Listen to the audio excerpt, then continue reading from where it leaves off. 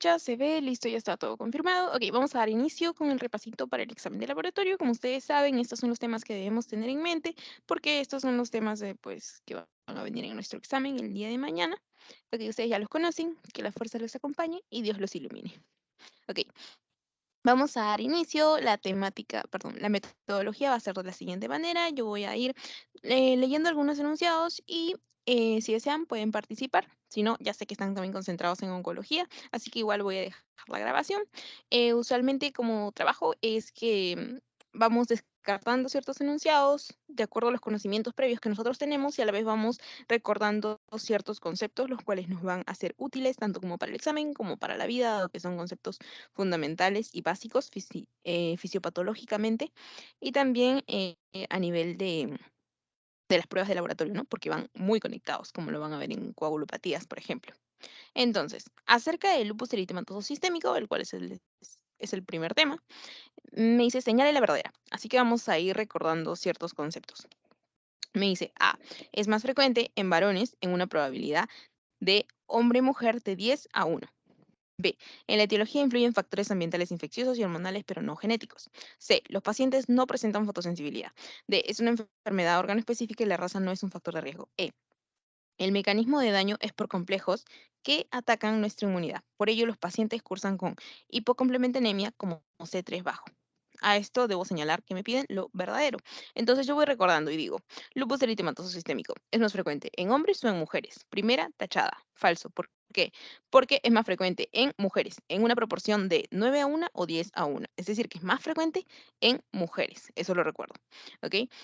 ¿Qué otra característica deben recordar? Que les pueden poner que está relacionado a la fotosensibilidad y cómo lo recuerdan esto por el rash, eritema, perdón, conocido como rash malar o eritema malar. ¿Con qué característica? Con la alas de mariposa, ¿verdad? Que van a respetar el surco nasogeniano. Perfecto. Ok. En la etiología influyen factores ambientales, infecciosos y hormonales, pero no genéticos. Sí, eso es verdadero. Entonces, eh, esto estaría mal. ¿Por qué? Porque sí influyen factores genéticos. ¿Qué quiere decir ello? De que va a importar la exposición solar, va a importar la determinación genética, principalmente la del HLA. Es muy importante, tanto uno como dos, principalmente el 2, pero sí hay factor genético que influye, el HLA, no lo olviden. Ok, este factor de histocompatibilidad. No presentan fotosensibilidad, falso, porque por algo presentan este rash malar o eritema en alas de mariposa, ¿no? Justamente provocado por el sol y ya con esta predisposición de la paciente ante este factor, pues ya es como un detonante, ¿no? Ok. D, es una enfermedad órgano específica y la raza no es un factor de riesgo. Esto es falso, porque recordemos de que también tiene predilección por la raza, ¿verdad? Ok. El mecanismo de daño es por complejos que atacan nuestra inmunidad. Esta sí es completamente cierta. Esta es verdadera. Ya hemos descartado por qué estas cuatro no pueden ser. Ya sabemos de que esta es una patología que va a estar basada en justamente la influencia de los inmunocomplejos. Si estos inmunocomplejos no habría la base fisiopatológica de la enfermedad. ¿Ok? Es más, estos inmunocomplejos tienden a depositarse sobre la membrana basal glomerular, sobre el glomérulo renal. ¿Y qué es lo que pasa en lo que se conoce como nefritis lúpica, no? Listo. Ok, sigamos. Principalmente C3 bajo, no lo olviden. Hipocomplementanemia. Siguiente, prueba de laboratorio para el lupus eritematoso sistémico de mayor sensibilidad. Para esto ya hemos recordado un poco acerca de la enfermedad. Ahora, con respecto a las pruebas de laboratorio, justamente como nos lo dice la pregunta, ¿no? Las pruebas de laboratorio habíamos dicho que teníamos que recordar a las ANAS, toda la teoría ya la hemos tenido en la sesión. Para eso debemos recordar que las ANAS presentan una mayor sensibilidad y los anti-Smith vendrían a ser los de mayor especificidad. Los anti-Smith con una especificidad alrededor del 98% y los anticuerpos antinucleares, o también conocidos como ANA, tienen una sensibilidad del 97.8%. ¿Ok? Entonces, siempre debo recordar en una prueba el más sensible y el más específico, porque esos me van a ayudar mucho. Como habíamos comentado, la sensibilidad era la capacidad de una prueba de captar a la mayor cantidad de personas que padecían la enfermedad, ¿verdad? Pero la especificidad me decía, tal persona no está enferma, no está enferma, no está enferma, ¿no?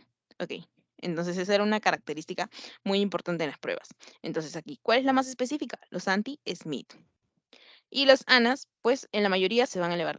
Si habrán leído el artículo que habíamos comentado, los anticuerpos antinucleares van a tender a elevarse en bastante, en un gran porcentaje de la población, ¿no? No únicamente con patologías como estas afectaciones reumatológicas, ¿no? Ok, sigamos. Entonces, ¿cuál era la de mayor sensibilidad? Ya lo hemos comentado. De entre todas nuestras respuestas, ya sabemos que son los anticuerpos antinucleares, como lo tenemos aquí. Esto también estaba en relación a que, si ustedes ubican en el gráfico que les había colocado, ¿dónde encontramos a los anti-Smith? A este nivel, ¿no? Casi al nivel del núcleo. Mientras que ¿dónde encontrábamos a los anticuerpos antinucleares? De manera más superficial, ¿no? Entonces, ¿qué más te va a decir que es esa persona? Es esa persona más que el material genético de esa persona, ¿no? Como las pruebas de paternidad. ¿Cómo sabes que, cómo sé yo que es mi hijo? Porque las personas le pueden comprobar, ¿no? Con su prueba, las que se hacen, es más, en el programa Andrea, no sé si habrán visto. Ok, a manera de broma. Siguiente. Indique usted qué componente hematológico no se ha visto alterado en pacientes con LES. ¿Ok? A ver, habíamos hablado de una hemotecnia, la cual nos hacía recordar todos los criterios que debíamos tener en cuenta, desde la punta de la cabeza hasta hasta la planta del pie, hasta el dedo gordito, hasta el hallux, en el que decíamos, todo esto está alterado en el lupus eritematoso sistémico, ¿no?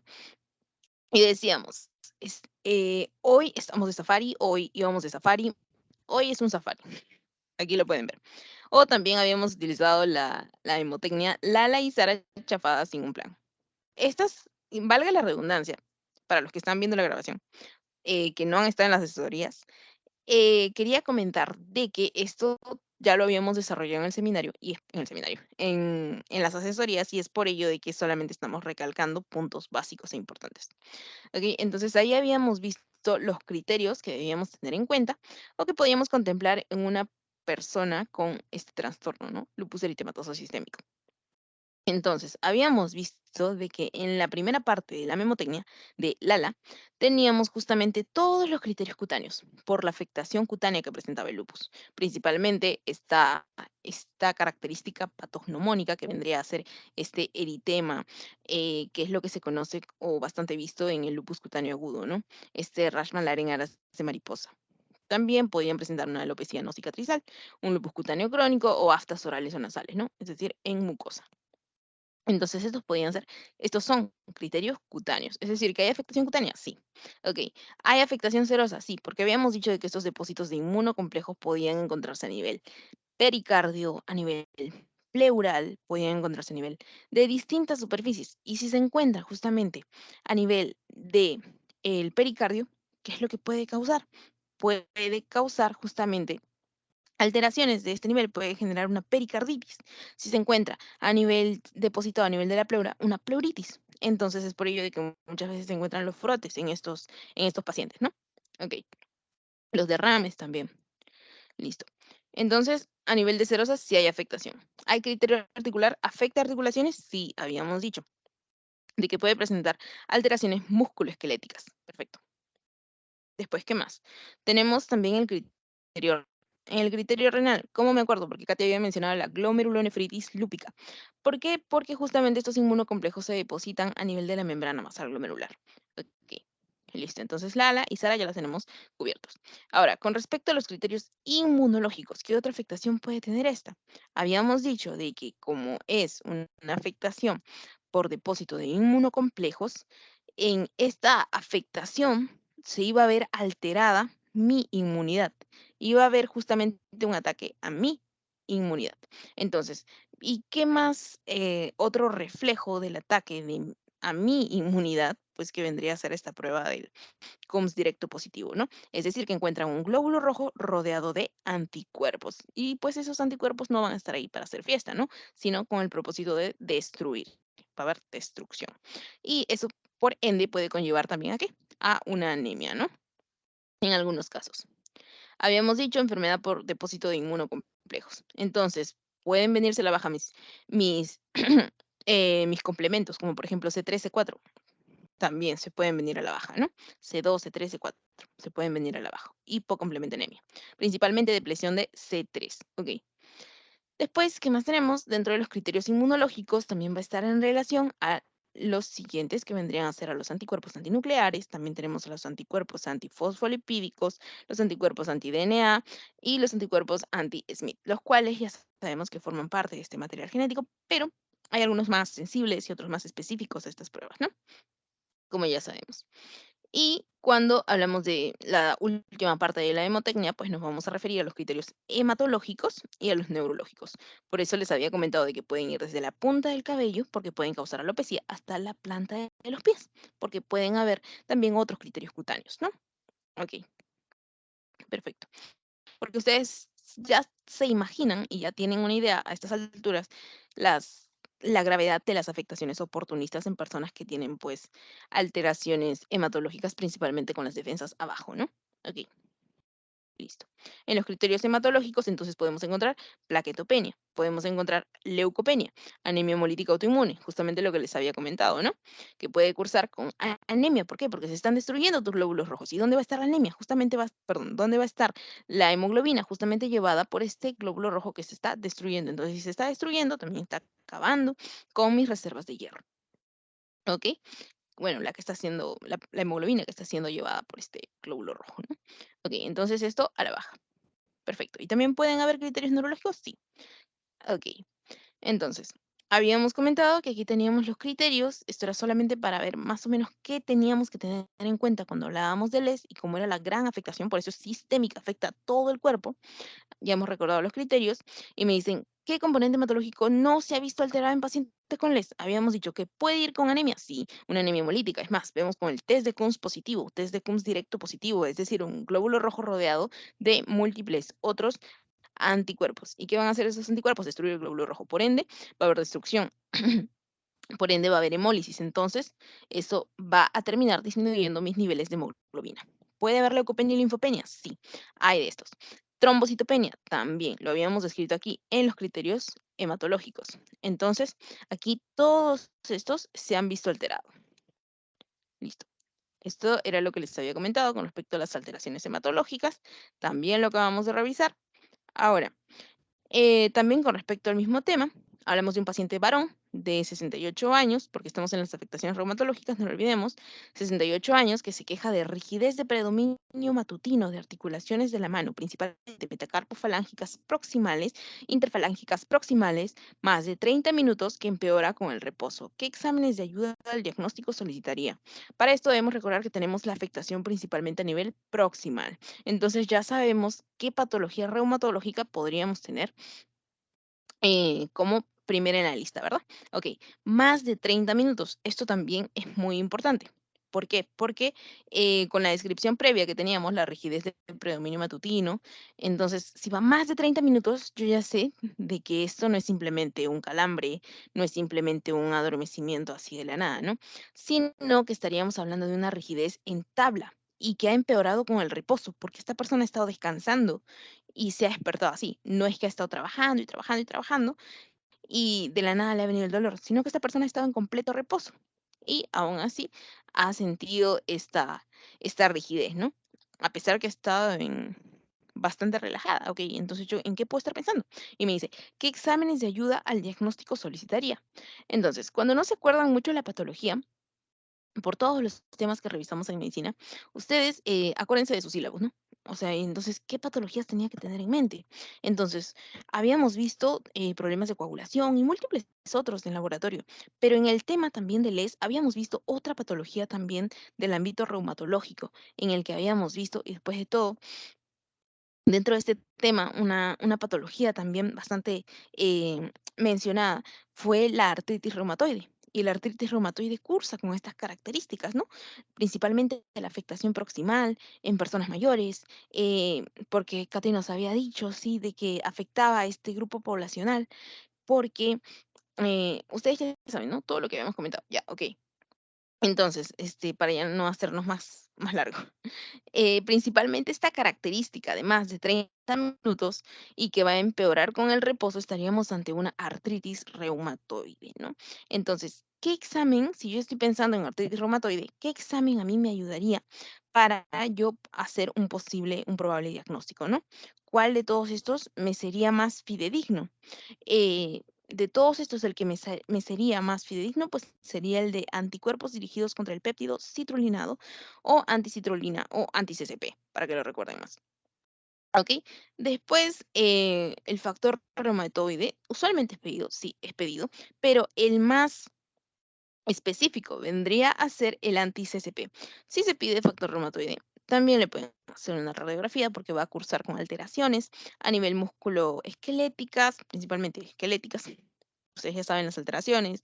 em, la velocidad de sedimentación globular también se pide por ser una enfermedad reumatológica y la proteína, y bueno, perdón, claro, la proteína se reactiva, ¿no? También. Ok.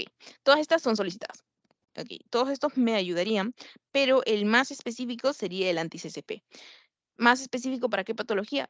Principalmente, como habíamos comentado, artritis reumatoide. Ok.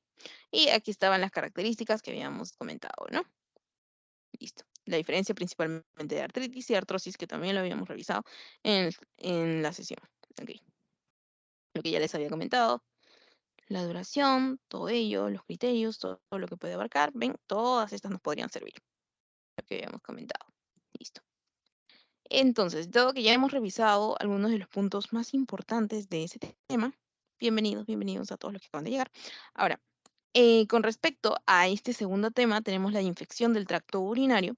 En la infección del tracto urinario, vamos a revisar otros subtemas. Tenemos, con respecto a las infecciones del tracto urinario, señale la falsa. Ok, entonces vamos a leernos. Las infecciones urinarias representan una de las infecciones de origen bacteriano más frecuente en la población, predominando en el sexo femenino, las cuales presentan elevada incidencia. Ok, hasta aquí yo encuentro que es verdadero. El pico máximo se produce con el inicio de las relaciones sexuales y durante el embarazo. Ok, eso también es verdadero. En los hombres predominan los extremos de la vida, recién nacidos y a partir de la sexta década de la vida. Ok, sí, todos estos datos son correctos. Habíamos comentado de que era más frecuente en varios picos de la vida. Primero, cuando una persona es de sexo femenino e inicia sus relaciones sexuales. También era factor de riesgo la promiscuidad en personas de sexo masculino. Y en las de sexo masculino también teníamos el hecho de que esta persona, o sea, muy pequeña, en los dos extremos de la vida, ¿verdad? Que esta persona sea un recién nacido, sea un bebé, y por el otro lado, que esta persona ya esté cursando con cambios propios de la edad adulta, ¿no? De la adultez, como por ejemplo los adultos mayores, cuando ya empieza a haber un agrandamiento de la próstata y esto puede generar múltiples consecuencias de la hiperplasia benigna prostática, ¿no? Ok. Pero entonces esto puede ir acompañado de infecciones frecuentes, sí. Ok, entonces está bien. ¿Se considera como factor de riesgo en los varones cuando aparecen alteraciones en la próstata? Sí, justamente lo que comentaba. Y que la vía más frecuente de diseminación es la vía descendente, lo cual ya sabemos de que la vía de diseminación más frecuente vendría a ser la vía ascendente. Y lo habíamos repetido también durante las sesiones. Entonces se nos hace fácil decir que la vía de infección que está señalando aquí es incorrecto, entonces esta es la falsa. ¿Ok? Ya hemos recordado entonces parte de la teoría de infecciones del tracto urinario, vía ascendente, más frecuente. Ya habíamos recordado también cómo hacer la distribución de vías urinarias superiores e inferiores. Ahora, con respecto a las infecciones del tracto urinario, las vías de diseminación son, habíamos comentado que podía ser vía sangre, vía linfática, vía retrógrada, vía intestinal, todos estos puntos podían ser. Así que todas estas eran vías de infección del tracto urinario, principalmente las de vía ascendente, las cuales la más frecuente. ¿Ok? Acá está también. ¿Qué más les pueden preguntar aquí? Habíamos puesto... Uy,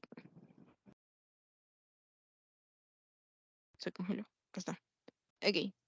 Con respecto a las infecciones del tracto urinario, habíamos comentado acerca del principal agente etiológico comunitario y también el mismo que se repite para los de los pacientes hospitalizados. El más frecuente que tienen que recordar que vendría a ser Escherichia coli, E. coli, ¿ok? No lo olviden. Muy frecuente, el principal agente etiológico. Siguiente, es causa importante de falsos negativos en urocultivos. Encontrar Escherichia coli tendrá nuestras alternativas. Presencia de levaduras saprófitas en genitales, contaminación con secreción vulvovaginal, encontrar nitritos en tira reactiva, o que un tratamiento antibiótico previo a los días antes de la recolección de la muestra, o que haya habido, ¿no? Un tratamiento antibiótico previo. Entonces, me piden falso negativo. La causa más importante de falso negativo en los urocultivos, debemos recordar, también lo habíamos comentado, vendría a ser que tú estés ocultando tu enfermedad no porque tú quieras, sino porque probablemente estuviste recibiendo un tratamiento, ¿no? Estuvieron dándote un fármaco que podría ser un bacteriostático o un bactericida. Si te dieron un bacteriostático, ¿qué es lo que hace? Va a detener el crecimiento bacteriano. Y si es un bactericida, pues ya va a haber empezado a matar las bacterias, ¿no? Las colonias. Entonces, estos pueden ser principalmente los que generen los falsos negativos. Es decir, que me está opacando la enfermedad, solapando la enfermedad, que en realidad sí, sí tienes la enfermedad, solamente que ha salido como negativo. Principalmente, ¿quién interviene aquí? Que te estén dando un tratamiento antibiótico, ¿no? Dentro también de estos datos. Ok. Siguiente, técnica de recolección de orina casi exenta del riesgo de contaminantes. Habíamos comentado, esto también se los había dicho literalmente bajo estas palabras, y habíamos dicho de que los catéteres vesicales se pueden contaminar. Estos se cambian dependiendo del material, pueden ser cada 7 días, cada 15 días. Lo máximo que se pueden cambiar es cada 15 días, si no me equivoco.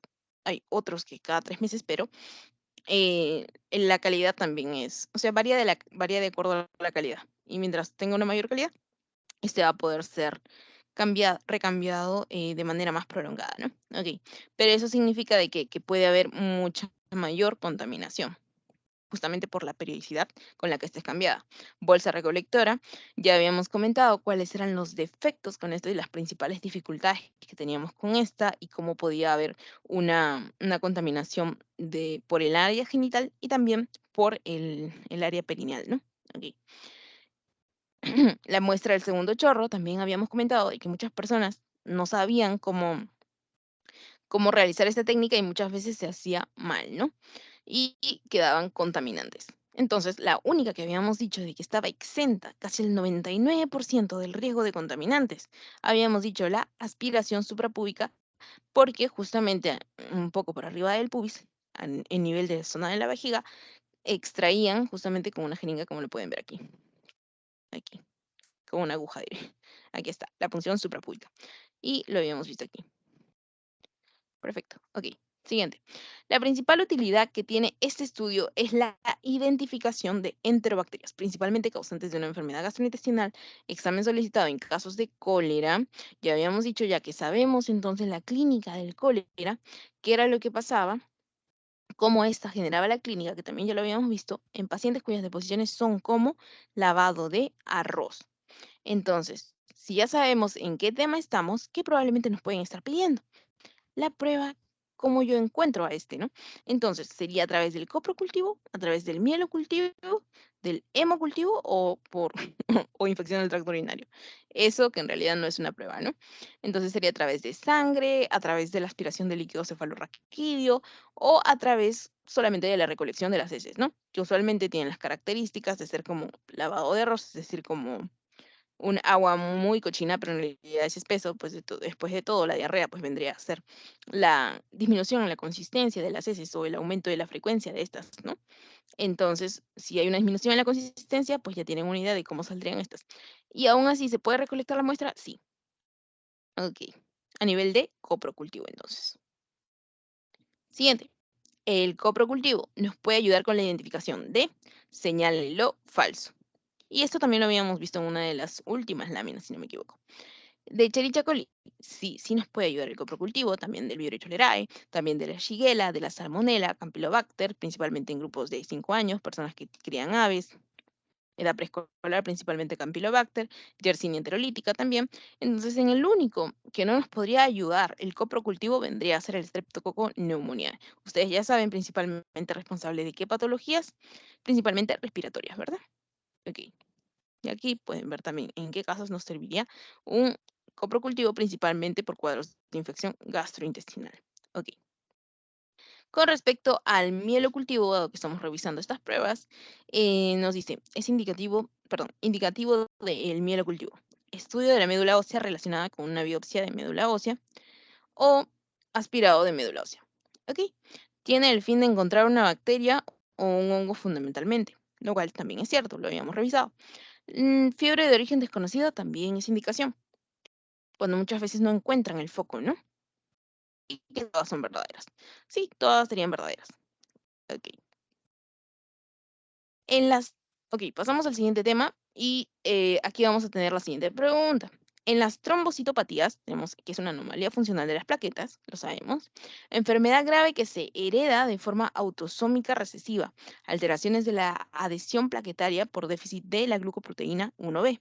Aquí debemos hacer un recuerdo breve, porque habíamos comentado, sí, de que las alteraciones de las plaquetas podían ser tanto cuantitativas como cualitativas. Cuando hablábamos de cuantitativas, hablábamos de las penias o de la citosis, ¿no? Un aumento en el número celular o en las peñas, ¿no? Una disminución de estas.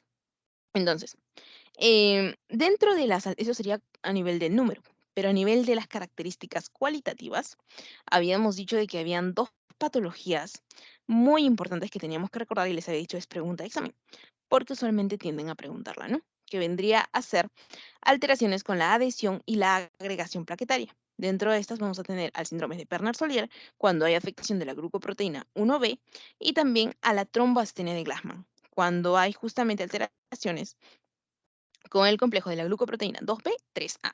¿Ok? Con respecto al de la glucoproteína 1B, esta es conocida, no se olviden el nombre, como Bernard-Solier, alteraciones de la adhesión plaquetaria. ¿Ok? Entonces, si hay alteraciones con la glucoproteína 1B, va a haber alteración de qué? De la adhesión. Por eso habíamos puesto acá. La 1B se encarga de la adhesión, mientras que la 2B3A de la agregación. ¿Ok? Entonces, deficiencia de la 2B3A, teníamos la trombostenia de Glassman, en la cual va a ver cómo se va a ver manifestada esta, con problemas en la agregación plaquetaria. Listo. Entonces, me dicen aquí 1B y adhesión plaquetaria. ¿Cómo se llama la patología? Bernard-Solier. 2B3A, trombostenia de Glassman. Siguiente. Prueba de laboratorio que evalúa la vía intrínseca. Habíamos hecho una hemotecnia también durante las sesiones y habíamos dicho, cuando hablábamos de dos formas, hablábamos de que una vía era la más larga y la otra vía era mucho más corta. Y habíamos dicho, si no recordamos todo el mecanismo fisiopatológico de toda esta cascada de la coagulación, habíamos dicho, la vía intrínseca era la que se iba mucho más profundo, era la que iba a profundidad, pero a la vez era la vía más larga, para los que ya se acordaban así, porque recuerden que una era explosiva, otra era ya, la otra sí se tomaba su tiempo, pero cuando hablábamos de la explosiva, habíamos dicho de que esta también duraba mucho menos, ¿no? Porque tenía dentro de los valores normales el rango de 10 a 14 segundos, y en la vía intrínseca habíamos dicho de que sí, esta era más larga, entonces si era más larga, se tomaba su tiempo. ¿No? A manera de recordarlo así. Se tomaba su tiempo, entonces, ¿cuánto va a durar? De 25 a 45 segundos. Ok, mientras que la otra, ¿cuánto dura? Solamente de 10 a 14 segundos. Entonces, habíamos dicho de que si nos orientábamos por eso, podíamos decir, ah, ya, la que tiene el nombre más largo y el que tiene el nombre más corto, ¿no? Para que no se confundan. Entonces, la prueba de laboratorio que va a evaluar la vía intrínseca, pues sería aquí el tiempo de tromboplastina parcial activado. ¿Ok? Listo. Y no olviden ello, porque después va a ser importante para los casos clínicos que había estado viendo, que había estado revisando, que les vienen en sus exámenes pasados, ¿no? Factores dependientes de vitamina K. Factores dependientes de vitamina K. Habíamos hecho la hemotecnia que era qué sucedió en 1972, ¿no? Teniendo esta hemotecnia y recordando que teníamos los factores 10, 9, 7 y 2, ¿no? Y poníamos sucedió porque factores dependientes también de vitamina K, que vendrían a ser la proteína C y proteína S. ¿Ok? No lo olvidemos porque también es muy importante para nuestra balanza de anticoagulación y procoagulación, porque todo debe tener un equilibrio. No puede ser un estado procoagulante constantemente o anticoagulante constantemente. Entonces, 10, 9, 7 y 2. Ok. Y habíamos dicho de que son dependientes de la vitamina K porque estos sin vitamina K, si hay niveles bajos de vitamina K, habría una alteración en la producción de estos factores. Porque como su mismo nombre lo dice, dependientes. O sea, si hay alteraciones con la vitamina K, si no hay epóxido reductasa, por ejemplo, la cual es fundamental para la síntesis de estos factores, pues entonces no, al no haber vitamina K, no habrían esos factores. Entonces, ¿se podría desarrollar de manera correcta la cascada de coagulación? No. Entonces la persona no tendría una buena coagulación. Exacto, no tendría una buena coagulación. ¿Y dónde son formados todos estos factores de coagulación? A nivel hepático. Ok. Recordamos aquí cuáles son nuestros anticoagulantes y cuáles son nuestros procoagulantes. Habíamos dicho que acá teníamos la proteína C y proteína S. Antitrombina 3, también, si ustedes recordarán, alrededor de un 5% de las alteraciones justamente de la coagulación, que eran de origen hereditario, estaban relacionados justamente con el déficit de la antitrombina 3, ¿no? Lo cual era muy importante para que no se dé un estado de completa coagulación constantemente, ¿no? Porque si no, estos coágulos pueden viajar, pueden subir, porque usualmente van a estar más frecuente en extremidades inferiores, pueden llegar hasta los vasos pulmonares, ¿no? Y eso obviamente no es bueno. Ok. Sobre el tiempo de trombina es verdadero. Entonces recordamos quién es trombina. Habíamos dicho de que algunas personas decían que el propósito de la cascada de coagulación era que se forme fibrina. Otros decían que el propósito de la cascada de coagulación era que se forme trombina. Pero yo les había dicho de que sea uno o el otro tienen el mismo propósito. ¿Por qué? Porque al final del cabo, trombina va a ser la que se encarga de convertir, bueno, de activar del fibrinógeno a fibrina. ¿Ok? Entonces, si ya tenemos fibrina en ambos casos, este vendría a ser entonces el punto que nosotros necesitamos. Si va a estar relacionado o no a disfibrinogénemias. ¿Tiene que haber trombina? Sí, porque si no está trombina, no va a haber una correcta formación de fibrina. Entonces, por eso nos ponen aquí, es verdadero, es útil para determinar disfibrinogénemias. Obviamente, sí, ya sabemos por qué. Porque si no hay limón y azúcar, ¿cómo haces limonada, no? Ok. De ese modo, acá tenemos, entonces podría estar protomina, pero si no está trombina, no habría activación, pues entonces de igual forma, si no va a estar trombina para activar del fibrinógeno a fibrina, entonces eh, no podríamos tenerlo. Ok. ¿Es útil para determinar hipofibrinogénemias? También. Da tiempos prolongados en cuadros de coagulación intravascular diseminados. Trombina, habíamos dicho que en cuadros en los CIT, C y D, sí, todos estos se vendrían a la baja. Todos mis tiempos de coagulación. ¿Ok? Listo. Em, Puede prolongarse en hiperfibrinolisis primaria y en presencia de productos de degradación de fibrinógeno. Fibrina, así es, también puede prolongarse también. Entonces, recordemos que cuando me refiero a ese término de venirse a la baja, es decir, de disminuir sus valores, ¿qué era lo que pasaba? Cuando se extendían y se prolongaban mis tiempos, cuando justamente no estaba operativo ese factor. Ya, habíamos puesto el ejemplo de que qué es lo que haces cuando se te pierde algo. Cuando se te pierde algo y sabes dónde lo dejaste, vas a más o menos esa área donde lo dejaste, ¿no? Ok, y lo encuentras, porque sabes que estuvo en esa área.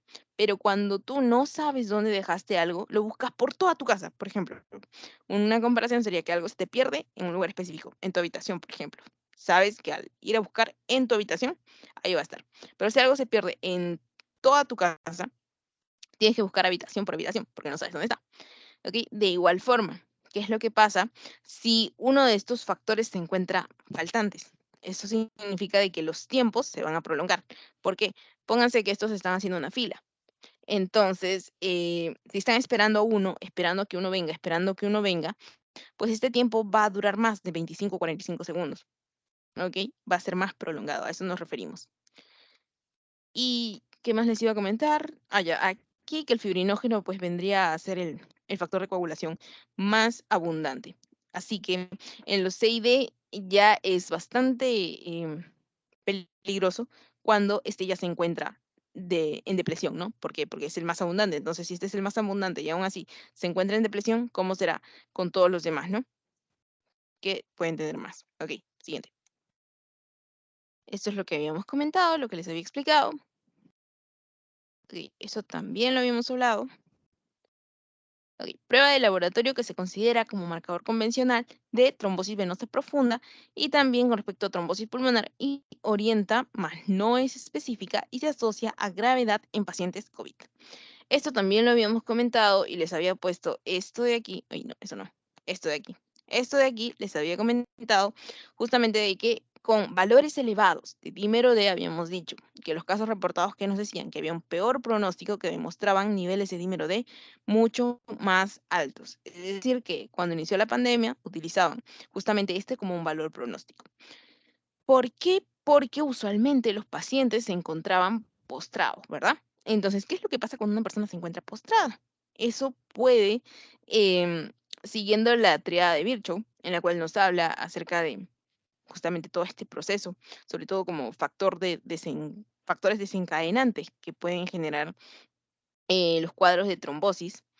eh, pues básicamente, para que lo entiendan, decía de que, ok, si se están formando trombos, estos, en un estado en que un paciente se encuentra recostado, en palabras sencillas, puede haber una mayor probabilidad de que estos pacientes pues desarrollen cuadros aún más graves. ¿Por qué? Porque ustedes ya saben el origen de la patología en el COVID-19, como también lo hemos revisado en las sesiones. Entonces, eso significa de que si principalmente los trombos están a nivel de miembros inferiores, o principalmente ahí se forman como los revisamos, estos pueden viajar a través de la sangre y estos pueden llegar a vasos pulmonares, como lo habíamos comentado. Y habíamos dicho de que esto estaba bastante en relación en de factores desencadenantes de trombos, ¿no? Y principalmente también de placas ateromatosas. Entonces, principalmente una de las causas de estas placas ateromatosas, pues habíamos dicho de que era el daño vascular. Entonces, se cogían de ese punto para poder decir que si ya hay una placa ateromatosa, entonces esta va a estar obstruyendo el paso de la sangre. Si va a estar obstruyendo el paso de la sangre, eh, tiene que haber algo que justamente degrade ese coágulo, para que cuando ese coágulo se degrade, pueda dejar el paso libre a los elementos formes, ¿no? En la sangre. Y justamente ese, como les había comentado, en el ejemplo de en vía panamericana, ustedes no pueden dejar un carro estacionado, ¿verdad? Porque va a venir la grúa y se lo va a llevar. Ok, habíamos dicho de que esa grúa era el dímero D, porque este dímero D vendría a ser el que mide a este elemento, la plasmina. Y la plasmina es la que se encarga de degradar el coágulo de fibrina. Porque habíamos dicho de que la fibrina era justamente este, este elemento que va a estar adheriendo al vaso todas las plaquetas que han venido a cerrar un lugar por donde se escapaba sangre, justamente para dar este efecto de hemostasia, es decir, evitar las pérdidas sanguíneas. Ok, y todo el proceso que ya habíamos explicado en las sesiones. Ok, entonces, ¿qué era lo que va a pasar? ¿Quién va a degradar este coágulo después de 24, 48 horas, 72 horas? Porque no puede estar ahí para siempre. No puede estar ahí para siempre. Eso es importante. Porque si no, ya sabemos de que va a cambiar el flujo de la sangre, que no debe ser turbulento, ok, sino que debe ser fluido, laminar. Entonces, ¿qué es lo que pasa? La fibrina es la que se encarga de degradar esto. ¿Y quién mide la fibrina? ¿Quién mide el tiempo de fibrina? El dímero D. ¿Ok? Entonces, justamente por ello hablábamos de todo eso y la obstaculización de los vasos, ¿no? Ok, listo. Valores por arriba de 1 eran considerados peligrosos. Ok. Ahora, estas preguntas eran las que me había pasado una de sus compañeras, cortesía de ella, y me dijo, Katy, ¿cómo funciona esto? Ok, entonces lo vamos a revisar todos juntos porque le pedí permiso para compartirla con ustedes. Ok, veamos. Niña de 10 años refiere que ha tenido epístasis y sangrado en encías de forma leve a moderada en 3 oportunidades. ¿Será normal esto? Que una niña de 10 años tenga epístasis y sangrados. No es normal, ¿verdad? Ok, en 3 oportunidades, hablamos de frecuencia. Le realizan pruebas como TP, sin alteración. Ok, protrombina sin alteración. Tromboplastina parcial activada, 48 segundos. Habíamos dicho de que tenemos rangos normales de 25 a 35, como se los ponen a veces, o también de 25 a 45. Ok, cofactor de ristocetina de 37%. Y les ponen ahí el valor referencial, ¿no? Lo bueno que les ponen ahí el valor referencial. Ok, de 50 a 172%. Está dentro de lo normal. Tenemos el factor 8 de la población disminuido, ¿ok? Por lo que se sospecha de. Y nos ponen ahí una gama de posibilidades. Y entonces su compañera me dice, ¿no? Katy, pero ¿yo cómo puedo diferenciar? Si estoy entre, ok, ya sé que hay déficit de factor 8, estoy entonces ante una hemofilia. Ok, la única que descartaríamos aquí desde un comienzo vendría a ser la hemofilia B. ¿Por qué? Porque no nos han dicho factor 9, nos han dicho factor 8. Y hemofilia B es por déficit de factor 9. Hemofilia A por déficit de factor 8. Ok, ¿cuál otra descartamos? El síndrome de Bernard-Sorier. Porque ya habíamos comentado que eso más tiene que ver con las glucoproteínas a nivel plaquetario. no nos habla de línea roja de la sangre. Elementos formes, sí, pero blancos. Línea megacariocytica, plaquetas. No con, no con elementos formes, o sea, rojos, ¿no? Listo. Siguiente. Entonces nos dice, ¿de qué sospecharía? Después, trombostenia en Glassman también descartamos, porque no estamos hablando de glucoproteína 2B3A. Listo, solamente nos quedaría entonces la enfermedad de hemofilia A y también la enfermedad de von Willebrand. Katy, pero ¿por qué la enfermedad de von Willebrand? Principalmente nos quedamos con la enfermedad de von Willebrand, ¿no? Pero su compañera me decía, ¿por qué no es hemofilia A?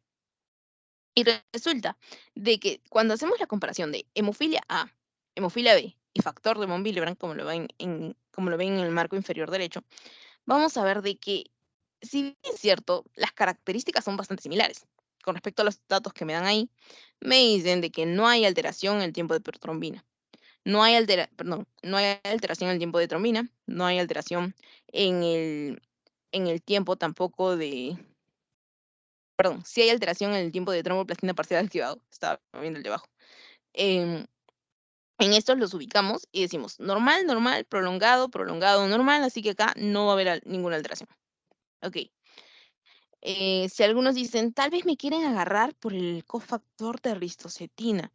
Cuando nos ponen una palabra rara en los casos, usualmente para confundirnos, traten de ver lo más importante de este. Primero, ¿me han enseñado qué es ristocetina? Segundo, ¿está alterado? Me ponen aquí los valores referenciales, está dentro de lo normal. Entonces no tendría, se encuentra disminuido, pero dentro del parámetro normal, no tan disminuido. Y me hablan acerca de justamente lo único resaltante aquí tendría que este factor 8 se encuentra disminuido. Entonces yo digo, ¿ante cuál de estas dos podría estar? Entonces yo voy al siguiente hecho, de que el primer enunciado me habla acerca de que es una niña. Resulta de que la hemofilia A, como lo señala acá, está ligada al sexo, principalmente a las del sexo masculino. Y la enfermedad de von Willebrand es más predominante en mujeres. ¿Ok? Hemofilia A ligada al sexo. ¿Ligado a qué sexo? Masculino. ¿Estamos ante un niño o una niña? Estamos ante una niña. ¿Qué pensaría más? ¿En una patología de niños o en una patología de niñas? Una patología de niñas, ¿verdad? Que vendría a ser la enfermedad de von Willebrand. ¿Ok? Dominante. ¿En qué género? Femenino. ¿Ok? Después todo lo demás. Bastante parecido, pero no se olviden del dato del sexo. Ok, siguiente. Ha escrito un mensaje, no sé si son ustedes. Ah, no, no son ustedes. Ok. Niño de 11 meses se le hace el diagnóstico de hemofilia A debido al sangrado espontáneo. Ven acá sí corrobora. Niño, hemofilia, ligado al sexo, no olvidemos. Debido al sangrado espontáneo y hematomas. Eso también lo habíamos visto en la clínica en las sesiones. Que aparecen al mínimo traumatismo. Ok, sí, es bastante común en ellos. ¿Cuál de los siguientes resultados de las pruebas de laboratorio va acorde con su enfermedad?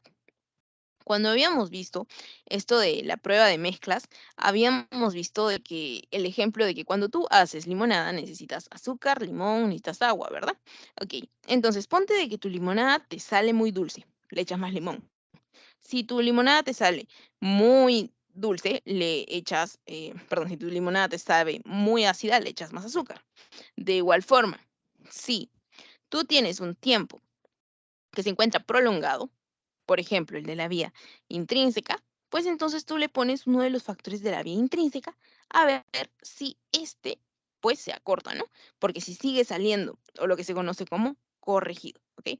Entonces, si sigue saliendo prolongado, significa de que lo que tú le pusiste en realidad fue negativo. ¿Por qué? Porque no se corrigió. Pero si tú pusiste ese elemento que sí corregía, eso significará pues de que ese elemento faltaba. ¿Ok? Entonces, eso va a depender bastante de lo que se conoce como la prueba de mezclas. Entonces, ¿cuál de los siguientes resultados de las pruebas de laboratorio va acorde con su enfermedad? ¿Qué factor falta? En la hemofilia A, el factor 8. Como se los pongo por acá, factor 8. Y para que no lo confundan, acá les pongo también el de la hemofilia B. Ok, entonces ya sabemos qué factores faltan. Hemofilia B. En el de la hemofilia B, perdón, el factor 9, y en el de la hemofilia A, factor 8. Me confundí, perdón. Examen también más temprano. Perdón. Ok, entonces, ya sabemos qué factor nos está faltando. Ahora yo digo, ¿estos factores se encuentran en la vía intrínseca o en la vía extrínseca? Entonces yo digo, estos, ya sea factor 8, como me quince, o factor 9, estos se van a encontrar, ¿dónde? En la vía intrínseca. ¿Eso qué significa? Que ¿quién mide mi vía intrínseca? Mi vía intrínseca va a ser medida por el tiempo de tromboplastina parcial activado. ¿Ok? Entonces, si yo pongo ese elemento que falta, significa de que se está corrigiendo. Y ese era el que faltaba, ¿verdad? Ok. Entonces, la respuesta correcta vendría a ser prueba de mezclas con TTPA, pero que sí corrige. ¿Ok? ¿Por qué?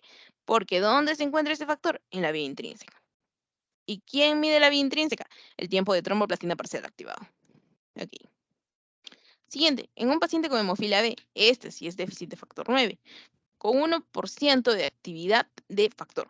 ¿Cuál de las siguientes pruebas está alterada? Entonces aquí la prueba que tenemos, en la prueba en la que tenemos alteración vendría a ser también.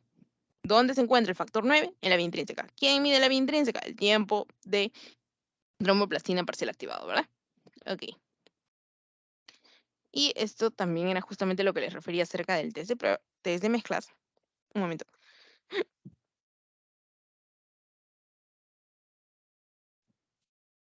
Ok, sigamos. Aquí a quién tenemos. Paciente de 7 años que acude a la consulta porque ha notado la presencia de hematomas en piernas y brazos y no recuerda haberse golpeado. Tiene un hematoma grande con un aumento de volumen a nivel del muslo izquierdo. Ya sabemos ante qué probable patología podemos estar. Ok. Luego de sufrir un pequeño golpe, refiere que le trajeron una muela, ¿qué? Le extrajeron una muela y luego de unas horas presentó sangrado excesivo. Se le realizó tiempo de sangría de IBI, ok, 2 minutos, que es básicamente el tiempo de coagulación. Tiempo de trombina, 13 sobre 13 segundos. Tiempo parcial de tromboplastina parcial activado, se encuentra muy prolongado. Se realizó la prueba de la mezcla, obteniendo un índice de Rosner de 6%, lo normal es inferior al 12%, para saber si corrige o no corrige. ¿Y usted qué sospecharía? Ok, entonces, aquí me está diciendo de que el test se ha corregido. Ok, se ha corregido.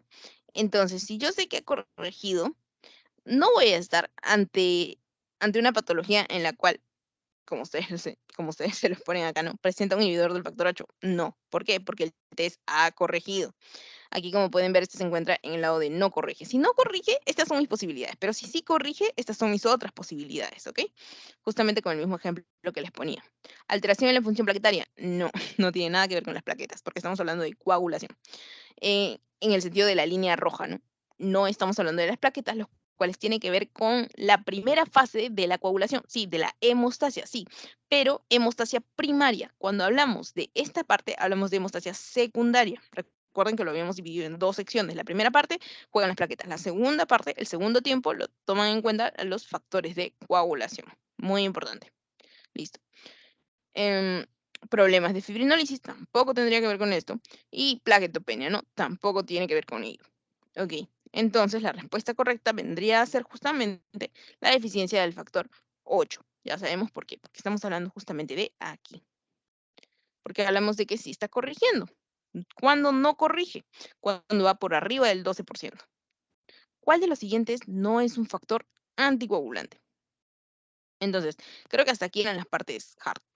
Estas partes de aquí. Entonces, no olviden que la respuesta sí se encuentra a simple vista. Y básicamente, ¿por qué les digo a simple vista? Porque esto lo hemos recordado. Hemos dicho quiénes están en qué vía, ¿no? ¿Quién está en la intrínseca? ¿Quién está en la extrínseca? Ok, ¿cuál de los siguientes no es un factor anticoagulante? Esto ya habíamos comentado, habíamos dicho. ¿Quiénes están en contra de la coagulación? Habíamos dicho que está la proteína C, la proteína S, la prostaglandina I2, la antitrombina 3, muy importantes. Pero ¿quiénes estaban en la contraparte? ¿Quién es la goma, la pegatina, el adherente, el pegamento, para que puedan venir las plaquetas y adherirse?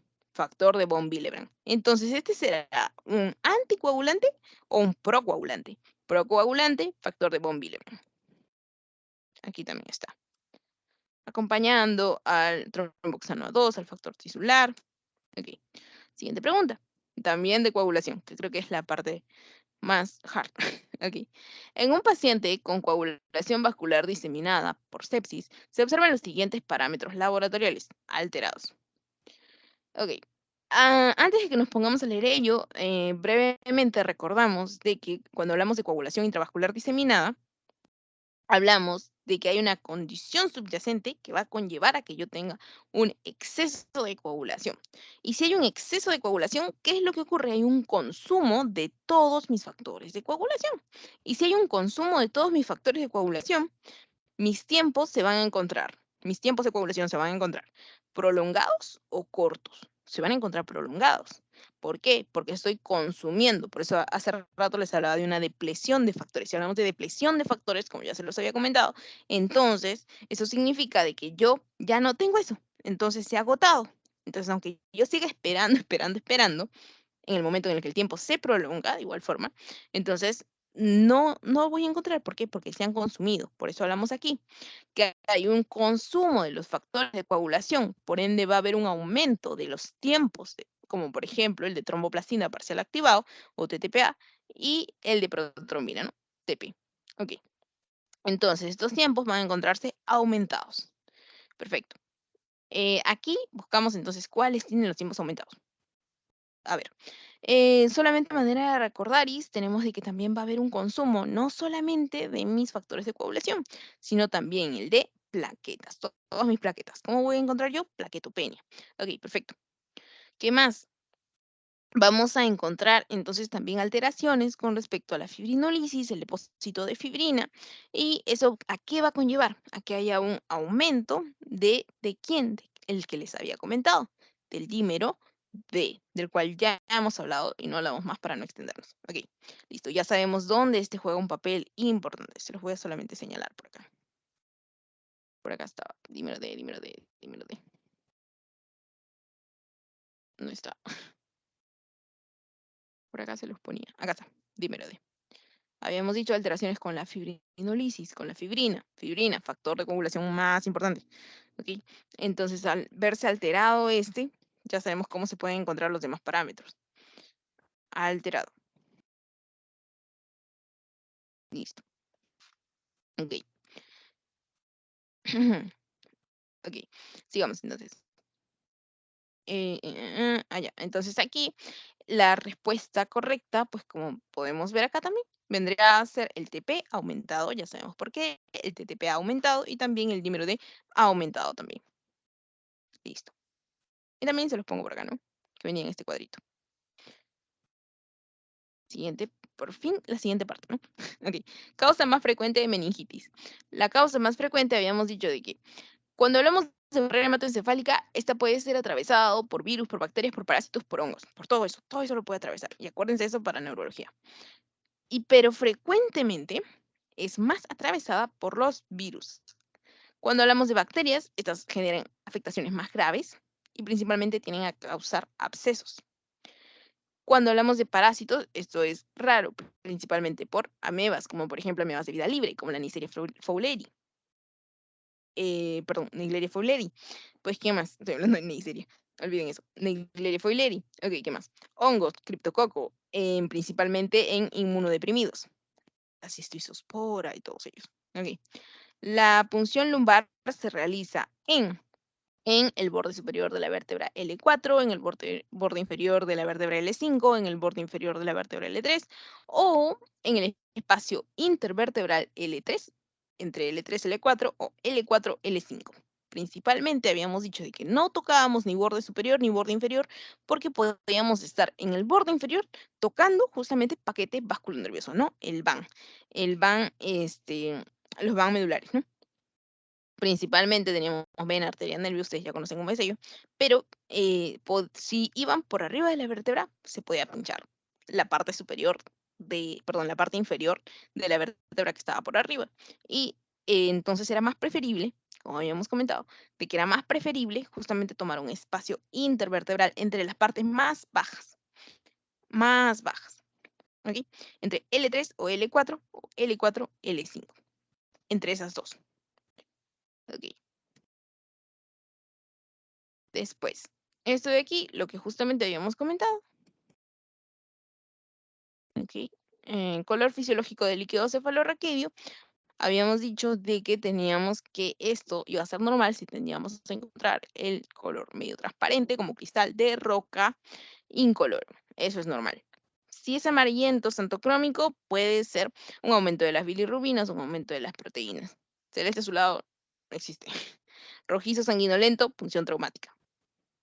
Niveles de glucosa disminuida en estudios de líquido cefalorraquídeo, que puede mayormente asociarse a, cuando hablamos de una disminución de glucosa, les había dicho, recuerden a los virus como robots. Entonces, los robots no comen azúcar, pero una bacteria sí come azúcar. Les había dicho para que recuerden. Entonces, habíamos dicho, principalmente, entonces, ¿quién me va a dar alrededor de 3/4 partes consumidas de la glucosa del líquido cefalorraquídeo? Bacterias. Ejemplo, meningitis bacteriana, glucosa del 65 al 80% o 3/4 partes de la glucemia, que es lo normal, pero lo consume ¿quién? Bacteriana. ¿Quién? Bacterias, muy baja, glucosa muy baja. No olvidemos ello. En la viral, si lo comparamos, la glucosa va a estar normal. Por eso les había dicho, acá no hay consumo. Otra cosa que tengo que recordar, que aquí, ¿cómo van a estar la celularidad? Sí, va a haber pleocitosis, que es decir, en el aumento en el número de células. Ok, pero ¿a qué predominio? ¿Monomorfonuclear o polimorfonuclear? Habíamos hablado de polimorfonuclear, que tenía aquí la defensa contra las bacterias, perteneciente a quién? Polimorfonuclear. Virus monomorfonuclear. Por ello era de que el COVID, al ser un virus, el coronavirus, como su mismo nombre lo dice, va a atender a la linfopenia, el principal hallazgo hematológico. Ok, ya sabemos aquí, glucosa disminuida, veo un caso con glucosa disminuida, infección bacteriana. No es que no me sirvan simplemente los datos que ponemos así para recordar la teoría, sino que es por el fundamento que después se aplica en los casos clínicos. ¿Ok? Gol estándar para identificación del germen.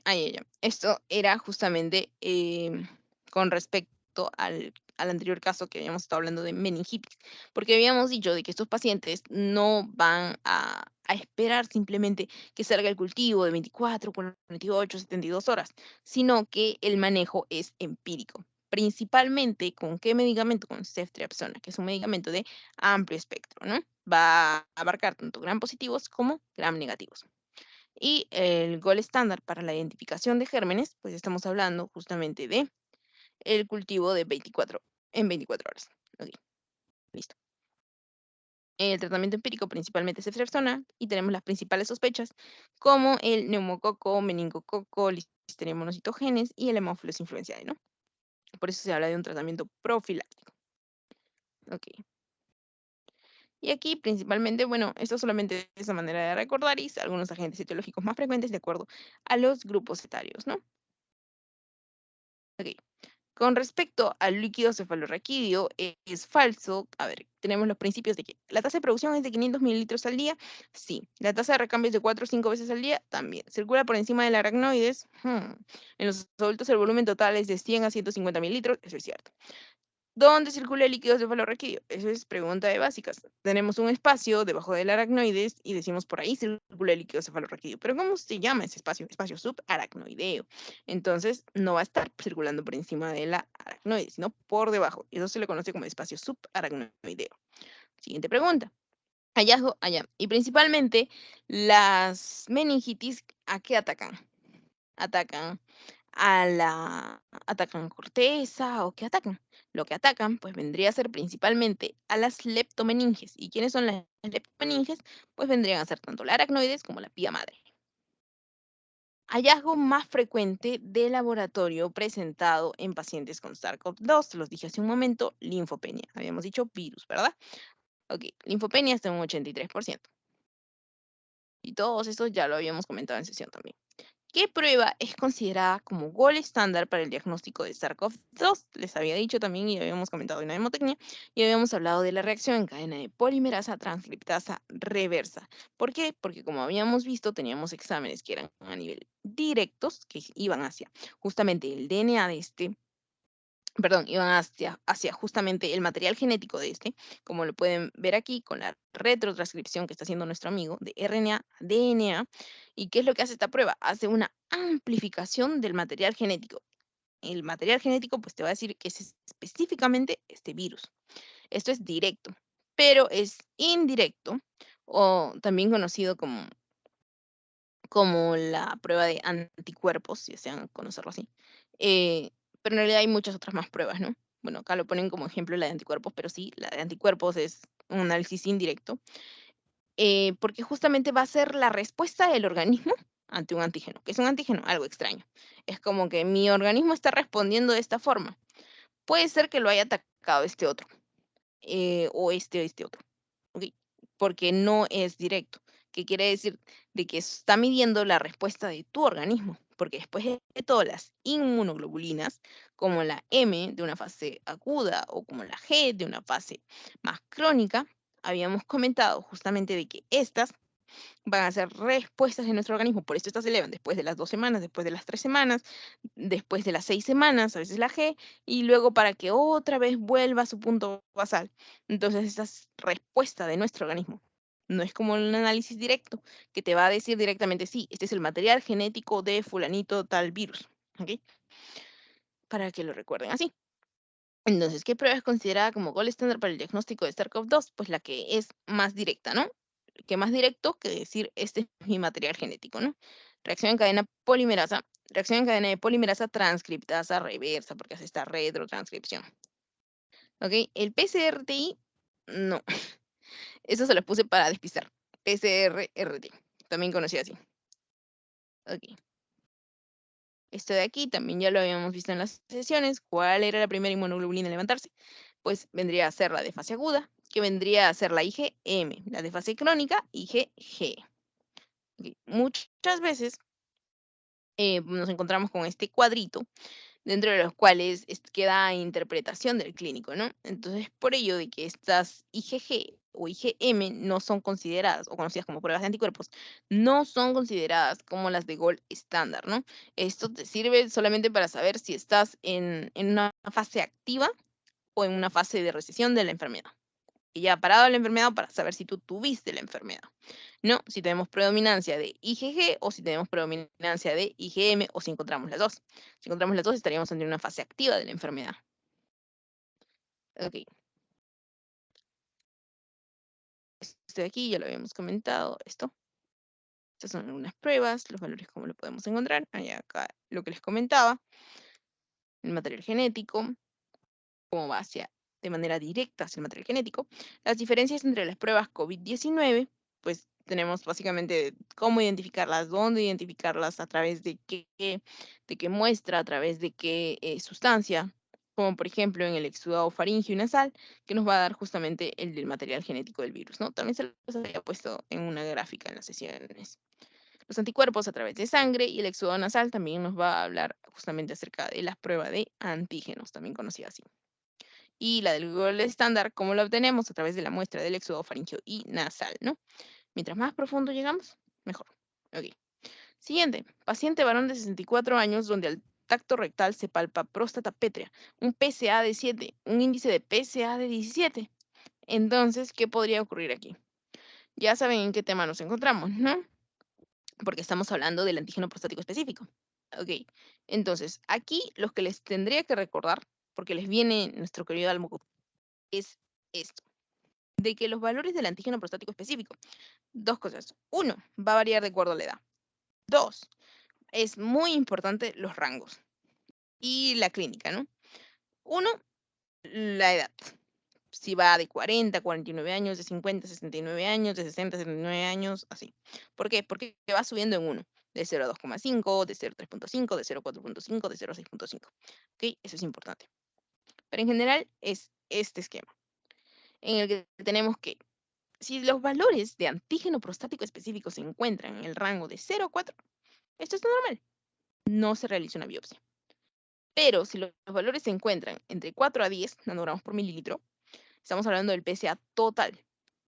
Este, lo que seguiría aquí, pues sería ya otras estrategias diagnósticas, ¿no? Como la velocidad del PSA, la densidad de PSA, el dosaje del PSA libre, o como lo vamos a ver aquí, el dosaje del PSA libre sobre el total, el cual también nos va a ser bastante relevante. ¿Por qué? Porque si yo encuentro que este se encuentra por arriba del 20%, ya definido el 20% como un límite, me va a alejar de la posibilidad de que tenga cáncer. Pero si tiene menos del 20%, se aleja del 20%, se aleja de la posibilidad de que esta persona no tenga cáncer. ¿Por qué? Porque va a tener que realizarse una biopsia prostática, ¿ok? Mientras más yo esté cerca o sobrepase el 20%, si yo sobrepaso este 20%, todo está bien. No es necesario hacer una biopsia. Pero si mi PSA libre sobre el total se encuentra por debajo del 20%, va a tener que proceder una biopsia prostática. Por eso ponemos aquí. Menos de 4 ni siquiera está contemplada aquí. Pero de 4 a 10 ya empieza el problema. Entonces yo tengo que hacer un índice de PSA. Si el índice de PSA me sale menos de 20, como el paciente que tenía 17, entonces eso es un mayor indicador de que puede estar más cerca de que una persona tenga cáncer. Entonces, ¿qué sigue? Pues una biopsia prostática. Al igual que otro dato que es bastante fidedigno, vendría a ser el hecho de que se encuentre una próstata pétrea, dura o dolorosa. ¿Ok? Entonces, eso no es bueno. Debería ser blanda, de consistencia suave, ¿ok? En el tacto rectal, en ese examen. Entonces, si sale un tacto rectal sospechoso, como por ejemplo dura, pétrea, eso de frente tiene igual sensibilidad de hacer esta prueba, que hacer toda esta prueba, ¿no? Entonces, sospechoso, igual, biopsia prostática. O si tenemos de frente un PSA más de 10 por el valor, ya está por arriba de este límite, igual, biopsia prostática. ¿Ok? Listo. Entonces, ¿qué procedería a hacer acá? Ay, acá. Paciente varón de 64 años, donde el tacto rectal se palpa próstata pétrea, un PSA de 7, un índice de PSA de 17, habíamos dicho, por debajo del 20%, decíamos de que hay una mayor probabilidad de que esta persona tenga cáncer. Entonces, ¿qué me dice aquí? Mayor posibilidad de tener cáncer, el siguiente paso es una biopsia. Esa sería correcta. La B me dice menor probabilidad de tener cáncer, falso. ¿Cuándo yo hablaría de menor probabilidad de tener cáncer? Si ese índice de PSA, que es el cálculo del PSA libre sobre el total, me hubiera salido menos del 20. Me hubiera salido, perdón, claro, más del 20%, ¿no? Porque si me sale más del 20%, yo me alejo de la posibilidad de tener cáncer. Perfecto. Ok. Siguiente. Ah, ya. Y repetir tacto rectal, no, porque miren, al tacto rectal ya se palpa la próstata pétrea. Entonces tengo clínica positiva. Tengo también PSA positivo. Y el índice de PSA positivo, ya no, pues. Entonces, la A. Con respecto al PSA, marque la verdadera. A mayor valor, mayor probabilidad de tener cáncer de próstata. Pueden haber pacientes con cáncer de próstata que no demuestren elevación del PSA. Debe ser evaluado de acuerdo al grupo etario. Un PSA de 0 a 4 no requiere biopsia. Todas las anteriores, ¿ok? ¿Por qué? Porque habíamos dicho de que de 0 a 4 no requiere biopsia. A partir de 4 entrábamos en el algoritmo. Tiene de 4 a 10, tiene más de 10, y después, de acuerdo al índice de PSA libre sobre el total. Está por arriba de 20, está por debajo de 20, ¿ok? A la clínica, ¿fue pétrea? Si fue pétrea, entonces yo ya sé que sigue una biopsia. ¿Debe ser evaluado de acuerdo al grupo etario? Sí, porque sabemos que va de 2.5, de 3.5, 4.5, y así va aumentando en un puntito, ¿verdad? Habíamos visto como lo habíamos revisado en los grupos etarios. Puede haber paciente de cáncer de próstata que no demuestre elevación de PSA. También habíamos dicho de que estos marcadores no son ni 100% sensibles ni 100% específicos porque no existía el marcador de cáncer ideal, ¿no? A mayor probabilidad, perdón, a mayor valor, mayor probabilidad de cáncer de próstata, sí, lo habíamos comentado también. Entonces, todas son verdaderas. Con respecto al último tema, que vendría a ser marcadores tumorales, marque la respuesta incorrecta. Elevado en condiciones benignas. Sí, habíamos dicho de que los marcadores tumorales no únicamente se elevaban en condiciones malignas, ¿no? Ejemplo de ello, hiperplasia prostática benigna. Acá está, hiperplasia prostática benigna. El PSA no es necesariamente una condición maligna. Hiperplasia prostática benigna, como su mismo nombre lo dice. ¿Ok? Y aparte nos habla de una hiperplasia. ¿Ok? Después, ¿qué más me dice? Su secreción se asocia a diferentes órganos. Así es, no son 100% específicos. No existe el marcador tumoral ideal. Eso es verdadero. No existe un marcador tumoral ideal. Y por eso les había puesto la foto de Aladín y todo, ¿no? Del mundo ideal. Ya, ok. Los marcadores tumorales son sustancias secretadas por células neoplásicas. ¿ok? Sí, son sustancias secretadas por células neoplásicas, eso lo habíamos comentado en las tres preguntas que me hacía. ¿De dónde vienen los marcadores tumorales? ¿Qué son los marcadores tumorales? Y qué significan, ¿no? Ok. Y el marcador más asociado a cáncer de mama es el CA19-9. Completo error, porque hablamos de que cuando habíamos hecho la, la revisión del tema de marcadores tumorales, habíamos dicho de que en todo caso, pues tenemos el CEA, que es un marcador, y el CA19-9, que tampoco son para cáncer de mama ninguno de los dos. El CEA, que vendría a ser para el cáncer colorectal, el que habíamos dicho, la memotecnia del caballo COSEA, colon, CEA por el carcinoma embrionario, ¿no? Que era el antígeno carcinoma embrionario. Ok. Y cuando hablábamos del 19-9, eso pertenecía al CA, que es para cáncer de páncreas, ¿no? Ok. Entonces, esto es incorrecto, porque el CA 19-9 es para el cáncer de páncreas. ¿Recuerdan que habíamos dicho de que volteábamos la cabecita del páncreas, ¿no? Principalmente el cáncer más frecuente a nivel de páncreas afecta a la cabeza, ¿no? Es bastante, y avanza muy rápido. Ok, entonces aquí vemos, pero más me gusta esta lámina de aquí, en la cual podemos ver, en la cual podemos ver el dibujito con su descripción, ¿no? El CEA, habíamos dicho el caballo cosea, habíamos dicho acerca del cáncer colorectal, ¿no? Cáncer de mama, el 15.3, el marcador tumoral, el AFP o alfa-fetoproteína, el cáncer de hígado o hepatocarcinoma, cáncer de páncreas, CA19-9, CA19-9, como le dicen por acá. CA19-9. ¿Y qué otro tenemos? El PSA, el cifra, el PSA para próstata, antígeno prostático específico, como su mismo nombre lo dice. Y teníamos el otro que vendría a ser el cifra, principalmente para cáncer pulmonar, ¿no? Ok, ninguno de estos era completamente específico, ninguno de estos era completamente sensible.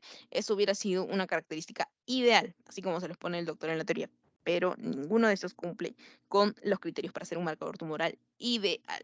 Recordemos que todo va con la clínica, todo va con, acá como se los pongo, todo va acompañado de la clínica, de los hallazgos, de los antecedentes. Obviamente va a haber una mayor probabilidad en una persona que tenga antecedentes familiares, alteraciones o mutaciones en el BRCA, BRCA1, BRCA2.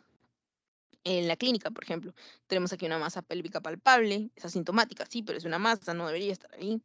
En una mujer posmenopáusica, y si desean ya pónganle de que ha tenido antecedente familiar de, de hermana o mamá con cáncer de mama, cáncer de útero, y me ponen acá valores de CA125. Entonces yo sé de que el CA125, que me orienta, ya habíamos dicho, el de mama era el 15.3. El CA125 habíamos dicho de que era de ovario, ¿no? Ovario, CA125. Y me pone valores por arriba de 65. Estos valores estarían elevados, ¿no? Entonces yo me imagino que esta persona pues sí tendría clínica, tiene laboratorio y antecedentes para cáncer de ovario. Siguiente tema. Con respecto a la transmisión del VIH, marque la verdadera. La transmisión se puede dar con sangre o productos sanguíneos no tamizados. Eso es verdadero, se puede dar con sangre o con productos sanguíneos no tamizados. Es por ello que cuando habíamos revisado el tema del laboratorio del banco de sangre, habíamos dicho de que sí, que tienen que seguir todo un protocolo de tamizaje regidos por la norma técnica de salud, ¿verdad?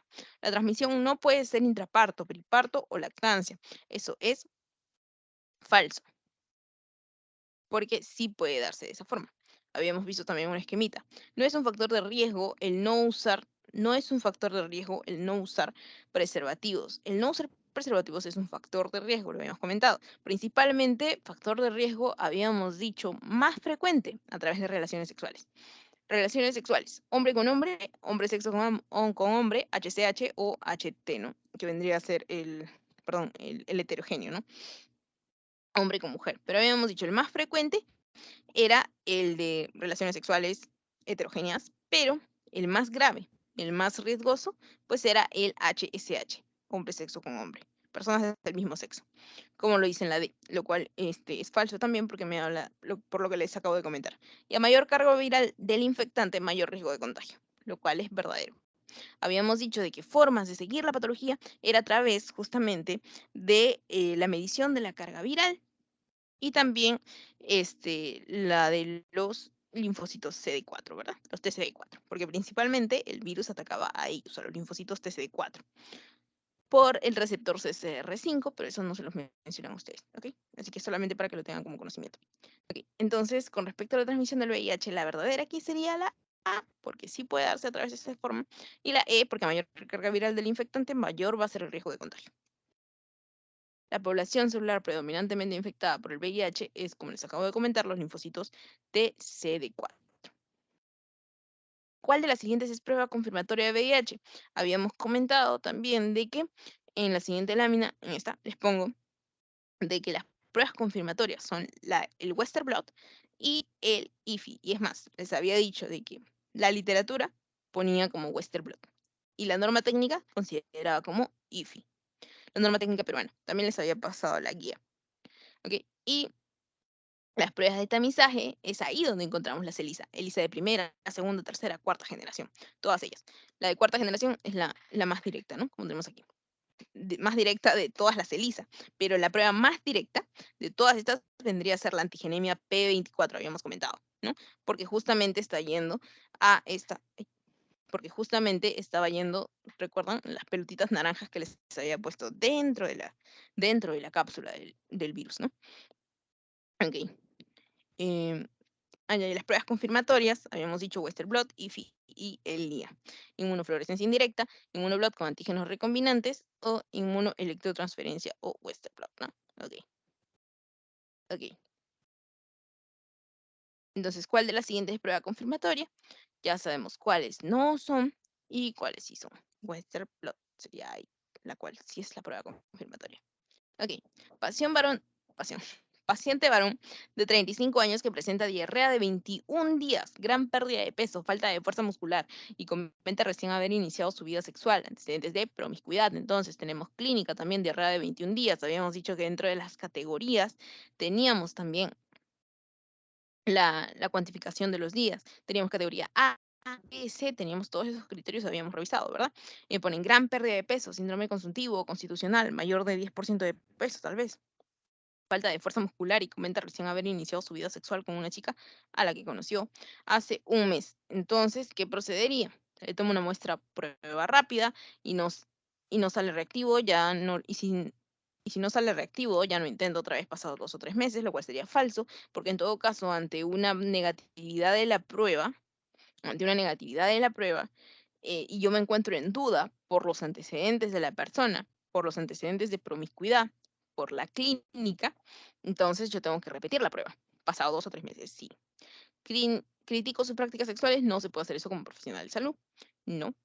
Eh, el Western blot es de tamizaje, o en todo caso en la B sería recomendarle los métodos anticonceptivos, ya que ya inició su vida sexual, el cuidarse, el evaluar su vida sexual. El Western blot es de tamizaje. Ya sabemos que dentro de las pruebas tenemos las pruebas de tamizaje y las confirmatorias, y tenemos que el Western blot no es de tamizaje, sino más bien vendría a ser dentro de nuestras pruebas confirmatorias. Y cuando yo confirmaba de que sí tenía una persona infectada, cuando tenía la prueba confirmatoria o dos rápidas. Entonces necesitaría dos pruebas reactivas para tener un caso confirmado. Listo. Entonces habíamos comentado de que sí, de que la D sería la verdadera. ¿Por qué? Porque necesitaría dos pruebas reactivas para tener un caso confirmado, como lo menciona la guía. Dos pruebas reactivas o una confirmatoria. Y en mi prueba confirmatoria, ya tanto Western blot y filia, ¿qué salía? Pues mis dos barritas, ¿verdad?